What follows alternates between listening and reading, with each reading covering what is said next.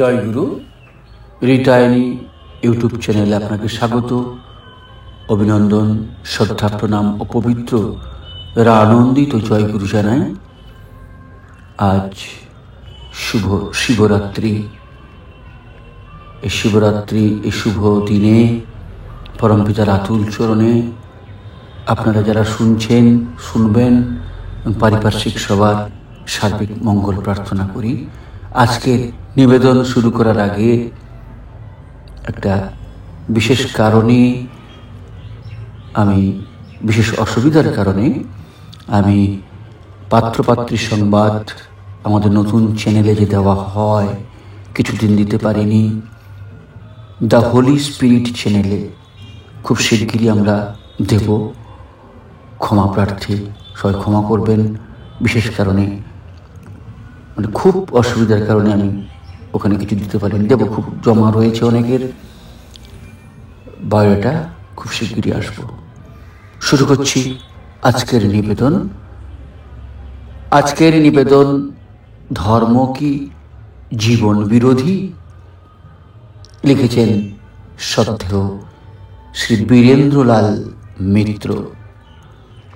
আজকের নিবেদন, ধর্ম কি জীবন বিরোধী? আমরা সাধারণত কোনো ধারণা বা ভাবের দ্বারা মনকে আচ্ছন্ন করে রাখি। সেই আচ্ছন্ন মানসিকতা নিয়ে বিভিন্ন বিষয়ে বিচার ও মন্তব্য করে থাকি। কোনো বিষয় বা বস্তুকে বিচার করতে হলে অভিভূতিহীন হতে হবে, তবেই সেই বিষয় বা বস্তুর বিচার ও তাৎপর্য নির্ণয় সম্ভব হবে। বিচারে আর একটি প্রধান জিনিস হলো একটা স্ট্যান্ডার্ড চাই। সেই স্ট্যান্ডার্ড হবে জীবন কেন্দ্রিক। কোনো কিছু জীবন বৃদ্ধির অনুকূল কিনা, কতটুকু অনুকূল ব্যষ্টি ও সমষ্টির পক্ষে, এইরূপ বিচার বিশ্লেষণের মধ্যে দিয়েই সত্যে উপনীত হওয়া যাবে। আংশিক দর্শন এবং বৈরঙ্গকে জানাই দর্শন, ও জানার শেষ কথা নয়। সর্বাঙ্গীন দর্শন ও অন্তরঙ্গকে জানারও একান্ত প্রয়োজন। বর্তমানে যাহা আপাত সুখকর, মধুর, লাভজনক ও লোভনীয়, পরবর্তী সময়ে তা সপরিবেশ জীবনের পক্ষে কতখানি অনুকূল এবং শাশ্বত, তাও বিচার করে দেখতে হবে। তবেই খাতটুকুকে বাদ দিয়ে খাঁটি সোনাটুকু পাওয়া যাবে। আজ আমাদের ব্যষ্টি ও সমষ্টি জীবনে, অর্থাৎ সামাজিক জীবনে জং ধরেছে, মনে এবং চিন্তা ভাবনায়ও জং ধরেছে।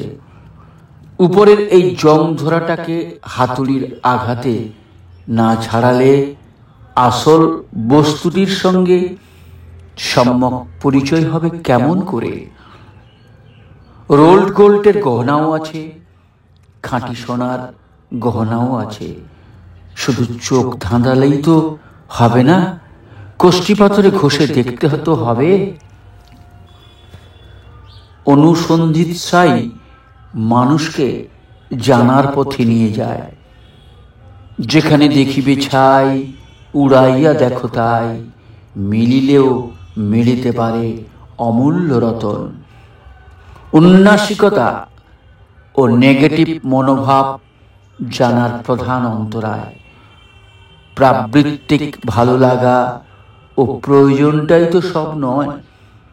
প্রবৃত্তির কোটরে যে সত্তাটা আছে তার কথাও তো ভাবতে হবে। তার ভালো লাগা এবং প্রয়োজনটাও তো দেখতে হবে। সত্তা বাদ দিয়ে শুধু প্রবৃত্তিই তো মানুষ নয়। অস্তিত্ব বজায় রাখার জন্য আহার একান্ত প্রয়োজন, কামও প্রয়োজন। কিন্তু এদের যদৃচ্ছ চাহিদা পূরণ তো অস্তিত্বকেই নিকেশ করে দেবে। পেটের জন্যই জীবন, এ ধারণা অস্তিত্বকে টিকিয়ে রাখতে পারবে না কখনো। জীবনের জন্যই যে পেট, জীবনই যে পেটকে জীবন্ত রাখে, এ কথাটা বুঝতেই হবে। না বুঝলে নানা হট্টগোলে যে আমি এত লম্ফঝম্প মারছি, সেই আমি খতম হয়ে যাবে। যান্ত্রিক ও বাণিজ্যিক ব্যবহার ভঙ্গি মানুষের ব্যাপারে নিশ্চয়ই কাম্য নয় এবং সুফলপ্রসূও নয়। বুদ্ধির কোনো মূল্য যদি দেওয়া হয়, তাহলে ঘটনা ও তথ্যকে উপেক্ষা করা যায় না। বুদ্ধির স্তরেও বিপদ আছে, কিন্তু সংস্কার মতো আমরা তথ্য ও ঘটনাগুলি সাজাই, তাই তাদের যথার্থ মূল্য ও তাৎপর্য ধরতে পারি না। ফলে কোনো কার্যকরী সিদ্ধান্তেও আসা সম্ভব হয় না।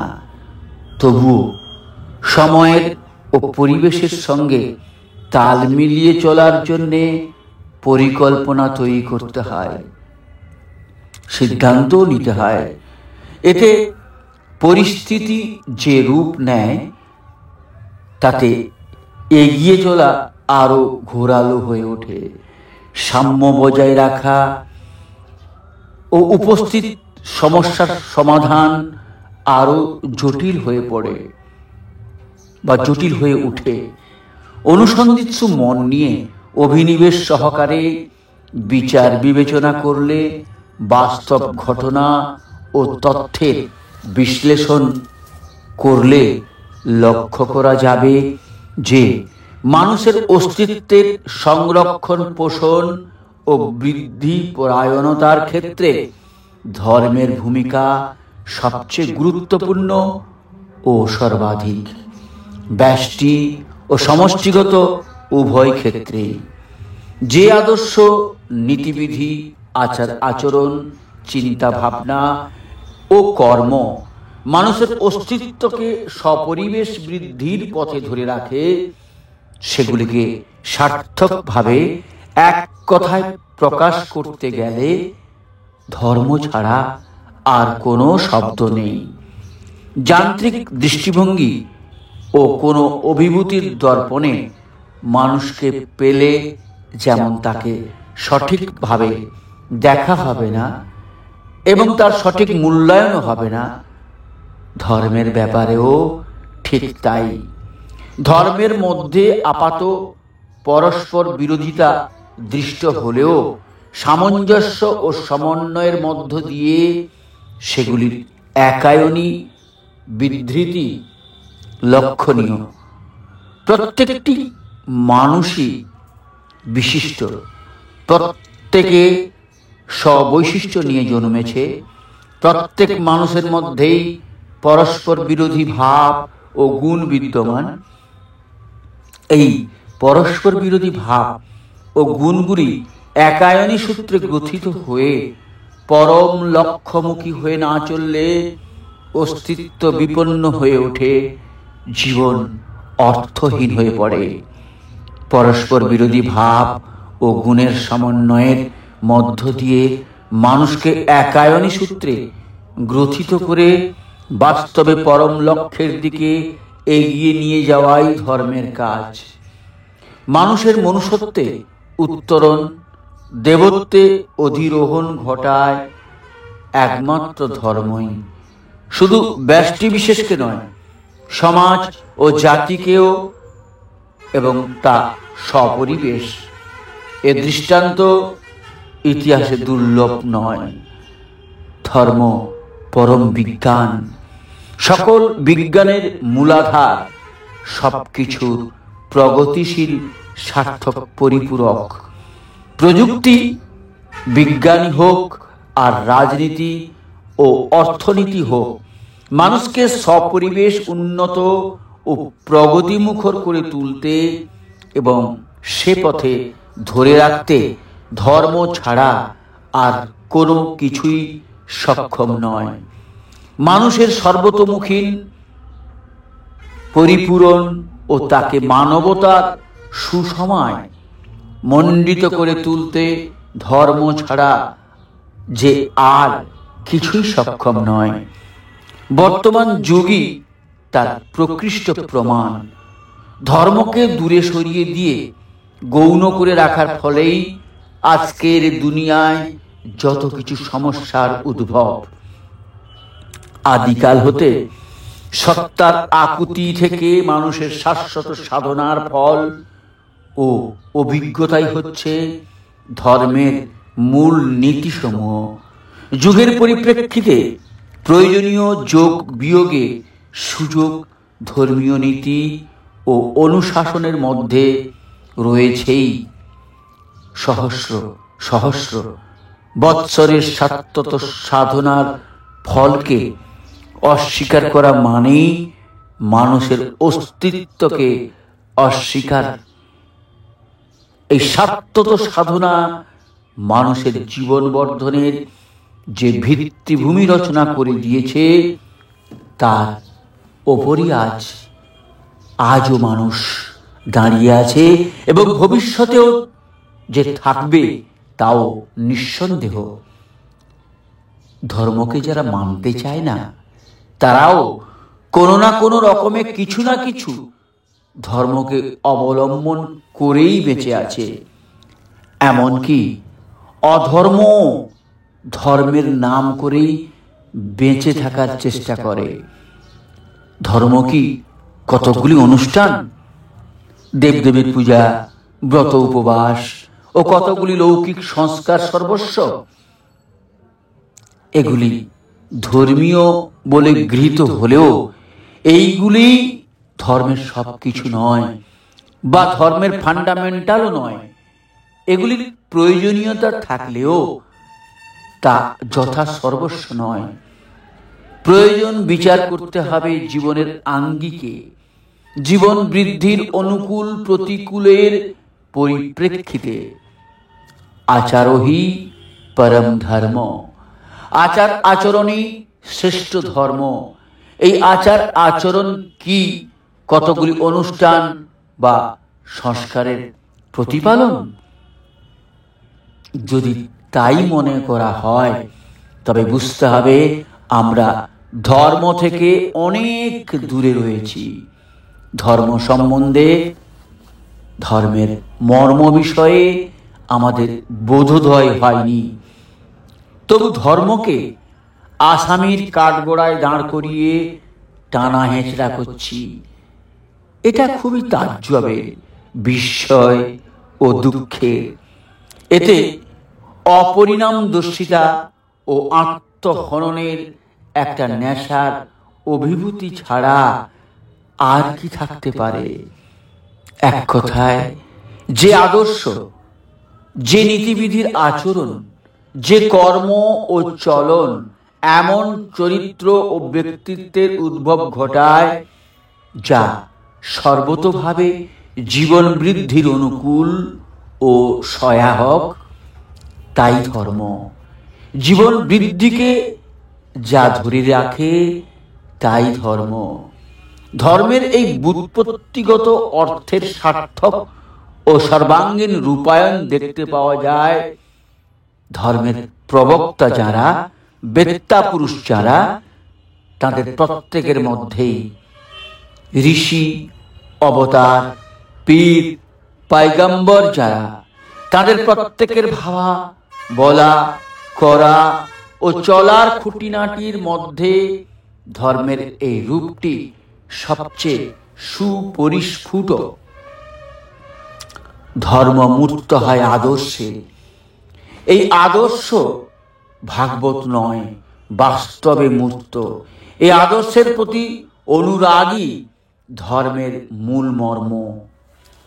বিভিন্ন সময়ে বিভিন্ন দেশে যে সকল অবতার, পয়গম্বর বা প্রফেটের আবির্ভাব ঘটেছে, তাদের মধ্যে ভাব, কর্ম ও চরিত্রের এমন মিল দেখা যায় যাতে সতই মনে হয় তারা সকলেই এক। মনে হওয়া নয়, বাস্তবে তাই। সব মহাপুরুষই এক বার্তাবাহী, প্রত্যেকের মহান পরিপূরক, দেশ কাল পাত্রভেদে যেটুকু রকম ফের প্রত্যেকেই আপুরয়মান। তাদের কেন্দ্র করেই এক একটা জাতি, এক একটা সমাজ ও সভ্যতা গড়ে উঠেছে। মানব সংহতির সিমেন্টিং ফ্যাক্টর, মূল সূত্রই তারা। আজকের দিনেও এত ডামাডোলের মধ্যেও, তথাকথিত নাস্তিকতা, এত ছটপটানির মধ্যেও এটা আমরা স্পষ্ট দেখতে পাচ্ছি, স্পষ্টই অনুভব করতে পারছি। ধর্মের মূর্ত আদর্শ মহাপুরুষকে কেন্দ্র করে চলতেই হবে, নচেত জীবনে ফ্রাস্ট্রেশন অন্য কিছুর দ্বারাই এড়ানো যাবে না। জীবনের ব্যালেন্স কিছুতেই রক্ষা করা যাবে না। এই মহাপুরুষের আবির্ভাব তো সবসময় ঘটে না। আবির্ভূত হয়েও নরদেহে তো অমর হয়ে থাকেন না। কালক্রমে ধর্মের চৌহদ্দিতে আত্মকেন্দ্রিক স্বার্থ প্রণোদিত চতুর মানুষের দ্বারা অনেক অবান্তর বিষয়ের অবদান বা অবান্তর বিষয়ে আমদানি হতে থাকে। ধর্মের ভাবমূর্তি অস্পষ্ট হতে থাকে, ভুল বোঝাবুঝি ঘটতে থাকে, বিকৃত দেখা যায়। এসব যখন রাহুর মতো কালো বাতাবরণ সৃষ্টি করে, অধিকাংশ মানুষকে গ্রাস করতে থাকে, তখন মহাপুরুষ আবির্ভূত হন। তিনি ধর্মের স্বরূপকে তুলে ধরেন। অভিভূতির যে কালো পর্দা মানুষের মনকে আচ্ছন্ন করেছে, তা অপসারিত করতে থাকেন। মানুষের মধ্যে সত্যানুরাগের উদ্বোধন করেন। অস্পষ্টতা ও ভুল বোঝাবুঝি দূর করতে থাকেন। পূর্বতন মহাপুরুষগণ যে মূলত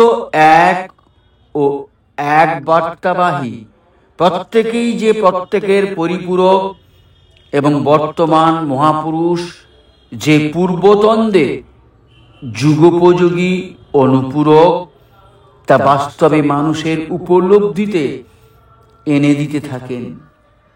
এভাবে কিছু মানুষ যখন প্রস্তুতিকৃত হয়ে উঠতে থাকে, তখন তার প্রতি একান্ত অনুরাগে যিনি প্রস্তুতিকৃত হয়ে উঠেছেন, যিনি তাকে ও তার আদর্শকে জীবন দিয়ে সর্বতোভাবে বহন করে চলেছেন, তার উপর বাকি কর্মের ভার দিয়ে তিরোধান করেন। ইনি আচার্য সদ্গুরু। তার অবর্তমানে ইনি মানুষের অবলম্বন। তিনি এবং মানুষের মধ্যে ইনি সেতু বন্ধু। তিনি এবং মানুষের মধ্যে ইনি সেতুবন্ধ। ধর্মের দুটো দিক, একটি সার্বজনীন ও শাশ্বত, আর একটি দেশকাল পাত্র ভিত্তিক। খাদ্য, পোশাক, অনুষ্ঠানাদি ও সামাজিক প্রথার বিভিন্নতা ধর্মের মুখ্য বিষয় নয়, বিরোধী বা প্রতিকূলও নয়, এবং ধর্মের একত্বের বিপরীত প্রতিবেদকও নয়। পূর্বেই উল্লিখিত হয়েছে যে মহাপুরুষগণের আবির্ভাব যে দেশেই যে কালেই হোক না কেন, তাদের মধ্যে পারস্পরিক বিরোধিতা তো দূরের কথা, একই ভাব পরিলক্ষিত হয়। মূল নীতি ও লক্ষ্য বিষয়েও তারা অভিন্ন। সমাজের যে স্তরের মধ্যেই তাদের আবির্ভাব ঘটুক না কেন, তারা প্রত্যেকে প্রতি মানুষের জীবন বৃদ্ধির পরম উদ্ধাতা, মহান পরিপূরক। ব্যষ্টি ও সমষ্টির বৈশিষ্ট্যকে ক্ষুণ্ণ বা নিকেশ না করে তার পরিপালনের মাধ্যমে। কারো বৈশিষ্ট্যকে নাকাল করা মানে তাকে পঙ্গু করে দেওয়া। মানুষ মাত্রকেই বৈশিষ্ট্যানুপাতিক পরিপোষণের মধ্য দিয়ে তার পরম লক্ষ্য অখণ্ড ব্যক্তিত্ব ও শান্তির পথে নিয়ে যাওয়া। অযোগ্যকে যোগ্য করে তোলা, যোগ্যকে যোগ্যতর করে তোলা, যোগ্যতরকে আরো যোগ্য করা এবং এক প্রাণতার মমত্বে সকলকে সুসংগত করা। হীনমন্যতা, দারিদ্র, ব্যাধি, পাপারিজম থেকে মুক্ত করা, মানুষকে প্রবৃত্তির অধীশ করে তোলাই ধর্মের মূল কথা। এর চেয়ে সাম্যবাদ আর কি হতে পারে? ধর্মাচরণের মধ্য দিয়ে মানুষ শ্রীবান হয়ে ওঠে। ধর্ম দারিদ্রকে বা দরিদ্রকে সম্পদশীল করে তোলে। ধনীকে রাশ টেনে সংযত করে, অহং সুবিনায়িত করে।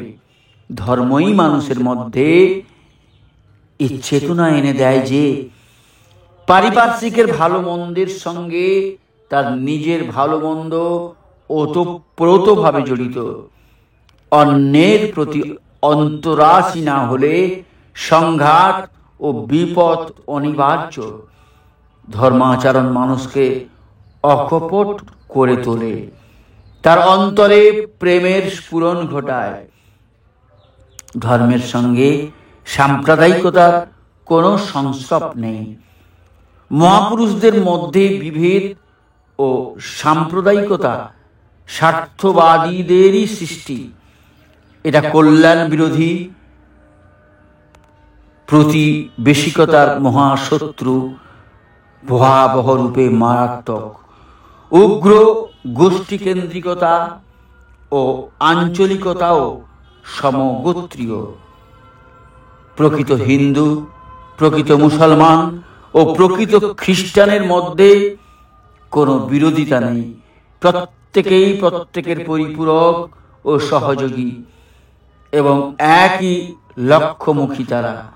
সব দেশের পূর্বতন মহাপুরুষগণের বাণী ও জীবন চলনার মধ্যে ধর্মের এই শাশ্বত রূপ সুপরিস্ফুট। তবু সাম্প্রদায়িকতা ও গোষ্ঠীকেন্দ্রিকতা সারা দুনিয়াটাকে পেয়ে বসলো কেমন করে? বর্ণাশ্রমের নামে জাতিভেদ ও অস্পৃশ্যতা যেমনভাবে হিন্দু সমাজকে পেয়ে বসেছে, ঠিক অনুরূপভাবেই এবং অনুরূপ উদ্দেশ্যেই জাতিভেদ, অস্পৃশ্যতা, আঞ্চলিকতা ইত্যাদি শিকড় গেড়ে বসেছে। ধর্ম নিরপেক্ষতা বা গোঁড়ামির দ্বারা এই রোগের কবল থেকে রেহাই পাওয়া যাবে না। ধর্মের মূলনীতি ও মর্মের উপর দাঁড়িয়েই এই রোগের প্রতিকার সম্ভব। অর্থাৎ ধর্মের স্বরূপ ও মূলনীতিগুলি জনগণের কাছে তুলে ধরতে হবে, সেভাবে অনুপ্রাণিত করে তাদের ধার্মিক করে তুলতে হবে। ধর্ম পুরুষোত্তম, পয়গম্বর ও প্রফেট কেন্দ্রিক। ধর্মীয় আচার্য ও গুরুগণের একমাত্র কর্তব্যই হচ্ছে পুরুষোত্তম ও তাঁর ভাবাদর্শকে সর্বতোভাবে জীবন দিয়ে বহন করা এবং পুরুষোত্তমের সঙ্গে মানুষের সংযুক্তি সাধন করা অকপটভাবে। প্রয়াত মহাপুরুষগণের পরিপূরক, প্রবক্তা এবং তাদের প্রতি ঐকান্তিকভাবে শ্রদ্ধান্বিত ও অনুরক্ত কোনো মহামানবের আবির্ভাব যদি ঘটে, যার আলোকে প্রয়াত মহাপুরুষগণ বর্তমানের কাছে সুস্পষ্ট ও প্রতিভাত হয়ে ওঠেন, যিনি পূর্বতনদের ব্যাখ্যাতা, তাদের সঙ্গে অভিন্নতমা সেই বর্তমান মহাপুরুষকে, পয়গম্বরকে, প্রফেটকেই গ্রহণ করতে হবে। তাকে অবলম্বন করে চলার মধ্য দিয়েই পূর্বতনকে উপলব্ধি সম্ভব। বর্তমান অতীতেরই নবরূপ। পূর্বতনদের কেন্দ্র করে যে সকল সমাজ গড়ে উঠেছে, পূর্বতনদের ঐতিহ্য বহনকারী যারা এবং যাদের বংশানুগতি পূর্বতনদের ধারার অনুরঞ্জনার বাহক, সকলেই এই বর্তমান মহাপুরুষকে নিঃসংকোচে অনুসরণ করতে পারে। প্রত্যেকে নিজেদের বৈশিষ্ট্য, সামাজিক প্রথা ও কৃষ্টিকে বজায় রেখেই এতে ধর্মান্তরের প্রশ্নই আসে না। এটা ধর্মান্তর নয়, বরং ধর্মাচরণের অত্যাবশ্যক অঙ্গ, ধর্মের মৌল নীতি।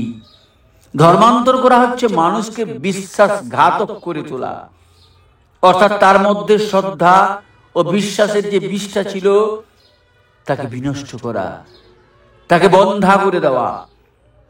মানব সমাজ দ্রুত যে মহা সংকটের সম্মুখীন হচ্ছে, নিশির ডাকে অভিভূত মানুষের মতো যেভাবে মহা শ্মশানের দিকে ছুটে চলেছে, এর থেকে রক্ষা পাওয়ার একমাত্র উপায় হচ্ছে অকপটভাবে শাশ্বত ধর্মকে অবলম্বন করা। শাশ্বত ধর্মের বর্তমানের মূর্ত আদর্শকে অনুসরণ করা এবং বৈশিষ্ট্য পালিয়ে আপুরয়মান যিনি, তার প্রতি অনুরাগ নিবদ্ধ হয়ে সমগ্র বিশ্বের মানব সমাজকে পুনর্গঠিত করা। আজ দেশে মহাপ্রাণদের অভ্যুদয়ের একান্ত প্রয়োজন, যাদের সংকল্প হবে খণ্ড ছিন্ন বিক্ষিপ্ত বিশ্বকে এক ধর্ম রাজ্য পাশে বেঁধে দেওয়া। এই অভ্যুদয় যত শীঘ্রই হবে, ততই মানব সমাজের নিরাপত্তা সুনিশ্চিত হবে এবং বিশ্ব কল্যাণ ত্বরান্বিত হবে। মহাসংকটপূর্ণ এই বিশ্ব শতাব্দীতে শ্রী ঠাকুর অনুকূল চন্দ্রের আবির্ভাব। তার মহান আবির্ভাব হতাশা এবং অন্ধকারের মধ্যে এমন একটি আলোকবর্তিকা প্রজ্বলিত হয়ে উঠেছে, যা অনির্বাণ, যা কেবলই উজ্জ্বলতর হয়ে উঠেছে, যার দীপ্তি কেবলই প্রসারিত হয়ে চলেছে, যা তার মাভৈ বাণীর ঝংকারে মানুষ তন্দ্রা ও ভয়ালুতার আবেশ ক্রমশই কেটে যাচ্ছে। তার প্রতি অনুরাগ নিবদ্ধ মানুষের আত্মবিনায়নের মাধ্যমে সমাজের প্রতি স্তরে যে নবরূপায়ণ ঘটছে, তা বিরাট আশায় ভরপুর। মৃত্যু শ্মশানে বা মৃত্যু শ্মশান মাঝে স্বর্গের গীতি, এই মহাগীতি আরো মুখর হয়ে উঠুক, দেশে দেশে উদাত্ত কণ্ঠে ধ্বনিত হোক। দেশে দেশে এ মহান বিপ্লবের প্লাবন বইয়ে দিয়ে সমগ্র বিশ্বকে কালিমা বিধৌত করে প্রত্যেকের জীবন বৃদ্ধিকে সুনিশ্চিত করবে এই ভগীরথের দল। কোটি কোটি আর্তপ্রাণ ব্যাকুল আগ্রহে তাদের পথপানে চেয়ে আছে।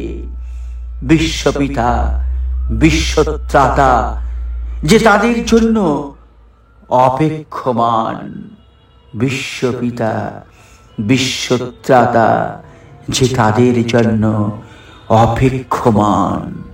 জয়গুরু। আজ এখানে শেষ করলাম আজকের বিশ্লেষণমূলক আলোচনা। ধর্ম কি জীবন বিরোধী? কেমন লাগলো অবশ্যই জানাবেন। যদি ভালো লাগে তাহলে বিশেষ নিবেদন আপনার কাছে সাবস্ক্রাইব করবেন, আর যদি মনে হয় দয়া করে সবার কাছে শেয়ার করবেন, লাইক করবেন, এই প্রার্থনা রইল। আর যদি কিছু ভুল ত্রুটি থাকে, এই অধমকে নিজ গুণে সবাই ক্ষমা করবেন। ভুল ত্রুটি রয়েছেই, চেষ্টা করছি সংশোধন করার।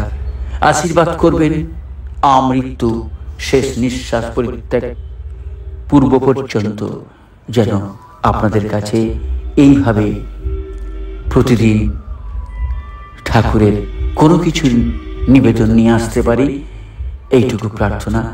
ভালো থাকবেন। আর পরমপিতার আতুল চরণে আপনার এবং আপনার সপরিবার ও সপরিবেশ সবার সুস্থ স্বাস্থ্য সুদীর্ঘ নিরোগ ইষ্টচ্ছল জীবন প্রার্থনা করি। জয় গুরু। বন্দে পুরুষোত্তমম।